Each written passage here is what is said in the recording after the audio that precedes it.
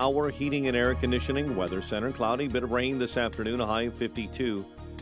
Spotty showers overnight, plenty of clouds, a low of 40. Currently 47. Next news coming up at 8. Chicago's Morning Answer with Dan and Amy continues next on AM 560, The Answer. This hourly segment is brought to you by Secure Retirement Radio with host Raj Shah. Sunday mornings at 7 on AM 560, The Answer. Only the biggest stories, only the biggest guests, and only the biggest opinions. This is AM 560, The Answer.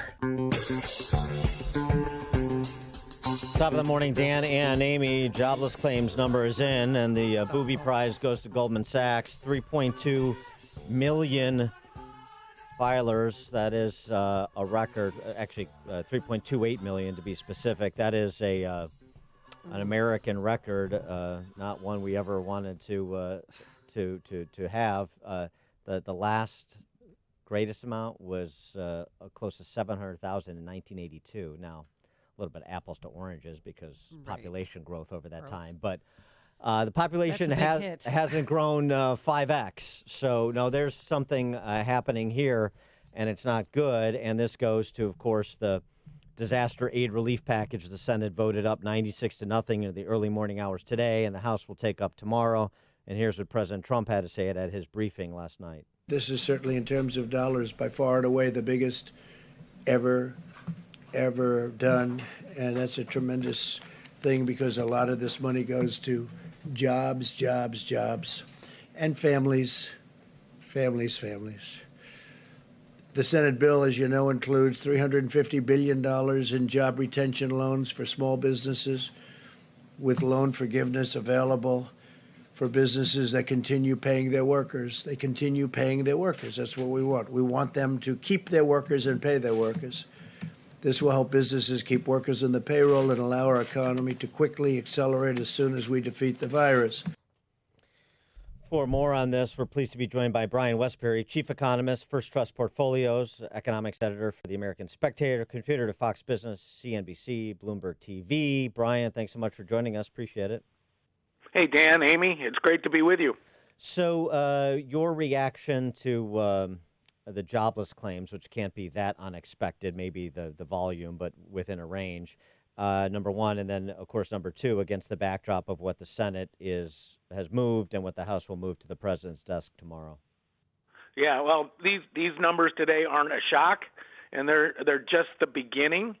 The average small business in America, I mean, we're kind of guesstimating at this, but surveys have been done that say the average small business has about 27 days of cash if they shut down completely. And the only way to survive is to furlough workers. And then the only question we had was whether they were going to show up in initial unemployment claims this week or next week or the week after. And it looks like it happened very, very quickly. I mean, businesses want to survive.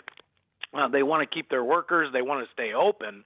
But when the government forces them to shut down, they really have no choice. And so, this is unfortunate for me. I'm a libertarian. I like smaller government.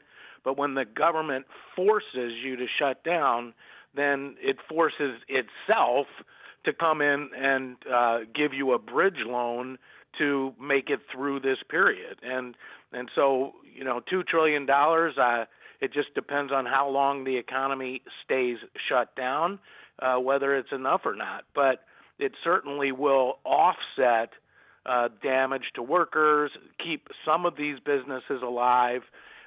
They won't all stay alive. If we're shut down for even 2 or 3 weeks, we're going to lose a percentage of this economy. And the longer we stay shut down, the more percentage of the economy we will lose. Well, do you see other relief or stimulus packages down the road? I think so, Amy. It just depends on how long the shutdown lasts. The president said, and I know he's backed off of this a little bit, but he'd like to get at least parts of the economy open by Easter.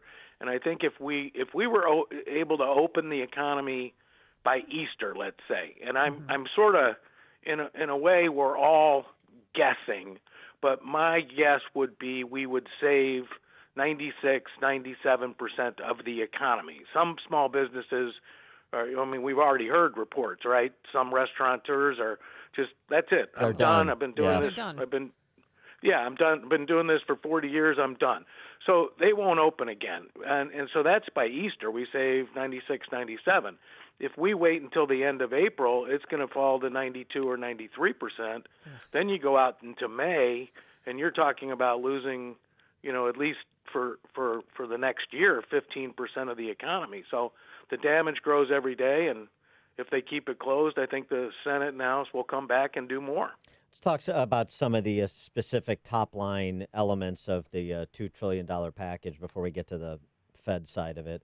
The retaining payroll piece, as you said, forcing business to shut down. Okay, you force me to shut down. You want me to keep employees on my payroll, then you come in and cover my payroll. Here's the way they're approaching that. Businesses get a tax credit for keeping idle workers on their payrolls, as so long as the businesses meet certain criteria. They would get a refund for half of what they spend on wages, up to $5,000 per worker. To qualify, businesses have to prove they took a 50% loss quarter over quarter in the past, this year versus previous years. And to keep companies from double dipping, employers won't be able to get special SBA loans if they opt for this tax credit proposal in this relief package. Is that the way you would have structured it? I mean, it is so hard. They tried to be at least, fair. There are some companies, Facebook, Microsoft, Apple, who have hundreds of billions of dollars and are able to stay open for a lot longer. Others, the airlines, they're bleeding cash like there's no tomorrow, right? So how do you do this and be fair to the companies that got hurt the worst? And I'm assuming, and I haven't read every single little detail, that they tried to do that as best they could. Here's the problem, and that is that it takes a while.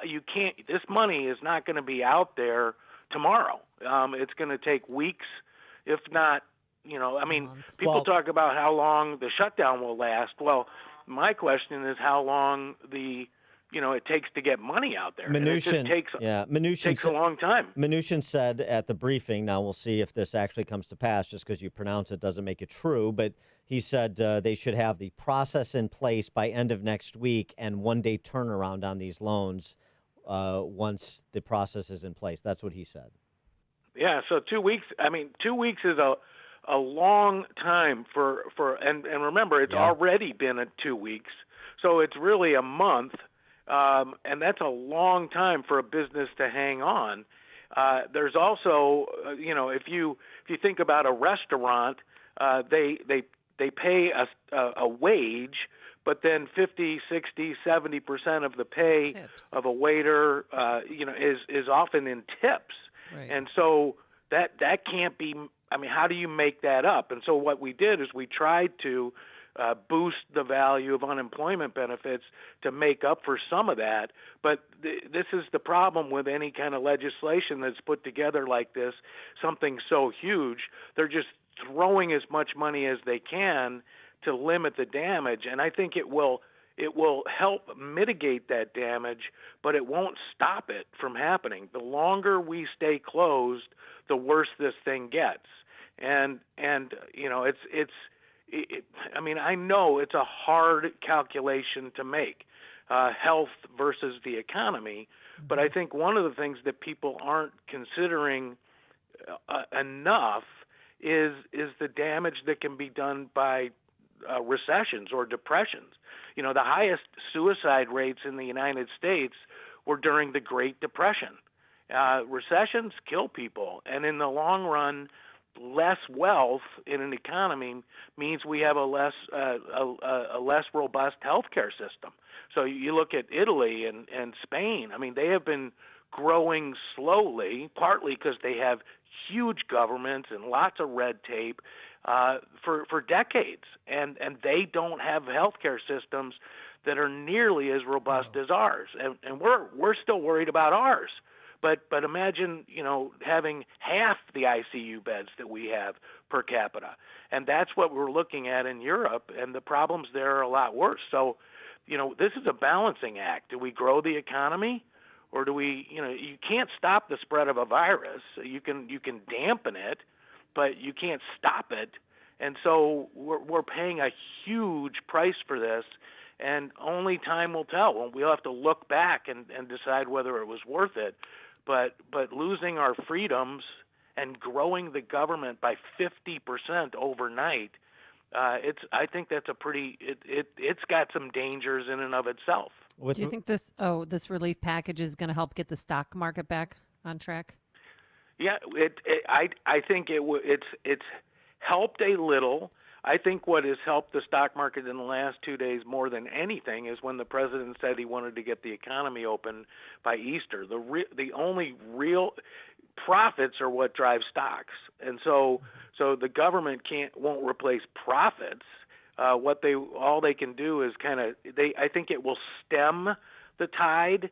We can probably go sideways for a little while, but until people see the light at the end of the tunnel, the end of the shutdown, I think it's really hard to get some serious legs under the stock market. In case Larry Kudlow is listening, I want to reference back to a piece you made, you co-authored with Amity Schlaze about the things that you could do that are growth-oriented. And not that Larry needs instruction, but maybe he needs a little impetus to be more vociferous in those meetings with the president about doing something more than just Keynesian demand-side, quote-unquote, stimuli. And doing something on tax policy that would be pro-growth, like slashing the capital gains tax for the foreseeable future. Exactly. When you think about how we come out of this, because we will eventually, do we want to come out with a better set of policies like lower capital gains tax rates? One of the things that Amity and I talked about in our piece was, hey, let's take this opportunity to create individual accounts in Social Security. I mean, remember, right now that Social Security system is buying bonds that yield 0.7%. And we have an opportunity for individuals to own stocks at really cheap prices. And if we divide it, I don't want the government to buy stocks in America, but allowing individuals to put stocks in their Social Security account would be a great thing. And then also, we have such low interest rates. Let's refinance our debt with 50-year bonds, 100-year bonds at these extremely low rates.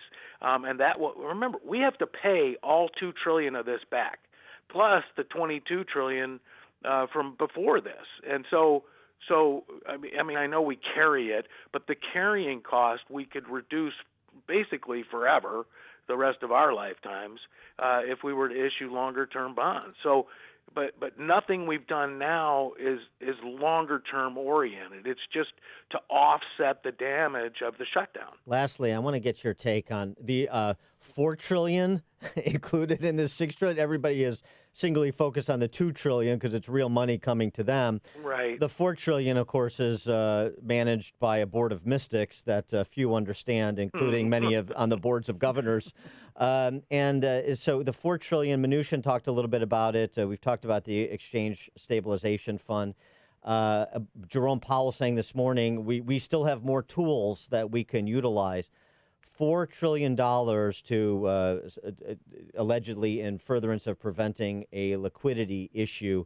And what it really translates into is propping up muni bond markets and buying treasuries and the like. Give us your perspective on the Fed with those kind of resources, how important that is, and what are perhaps some of the externalities we should be concerned about with respect to that sort of market intervention. Yeah, well, first of all, low interest rates and trillions of dollars cannot fix a virus. What they can do is fix the reaction to the virus. And I think just the size and scope of the Fed right now kind of proves, in a sense, my point. Every day we keep this economy closed as it is, the damage to business, which is then reflected in their bonds, in their stocks, in liquidity in the market, it just grows. And so the Fed's intervention, all it's designed to do is once again offset the damage of shutting things down. and the result of this is printing all of this money. I mean, think about it. We're reducing the supply of goods while we're giving money to people and printing money to increase the demand for goods and services. And what that does is it boosts prices when you increase demand and reduce supply. And then the government ends up coming in and saying, we're going to have to stop price gouging, when in reality, it's just a reaction to the fact that they won't let people produce. And so it creates a cycle where the government gets more involved and then does things that create more problems, and then the government gets more involved. And we're at an inflection point in the U.S. today. And it in one way, I mean, obviously the virus is scary, but this is really scary if you take it to the zenith, if you will.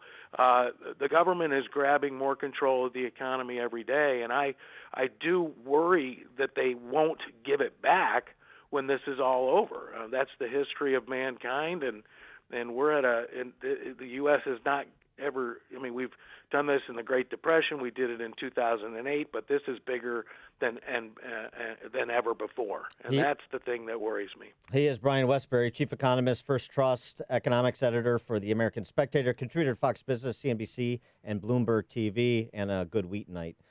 Brian Wesbury, thanks for joining us. Appreciate it. That's why he's Thank so you, smart. Dan, Amy. Have a great day. He's from Wheaton, and he joined us on our turnkey.pro answer line. Connect with Dan and Amy on the AM 560 The Answer mobile app. Just text the word app to 64636 to download the app today.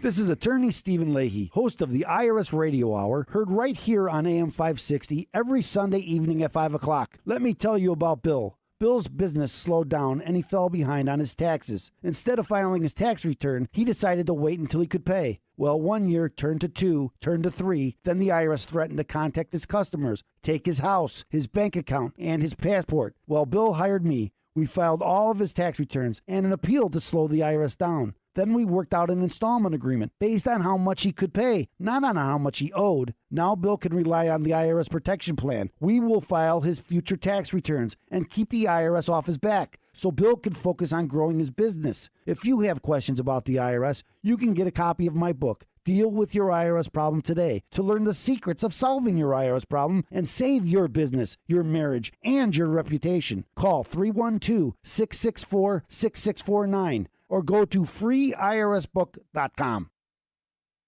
Strong immune system, especially during these times. And to do that, you have to get enough sleep, you should exercise, and you should eat properly. And that means getting enough fruits and veggies in your diet. Are you doing it? Are you having the recommended amount of daily servings of fruits and vegetables? I know I'm not, and that's why I'm taking Balance of Nature. Just 6 capsules.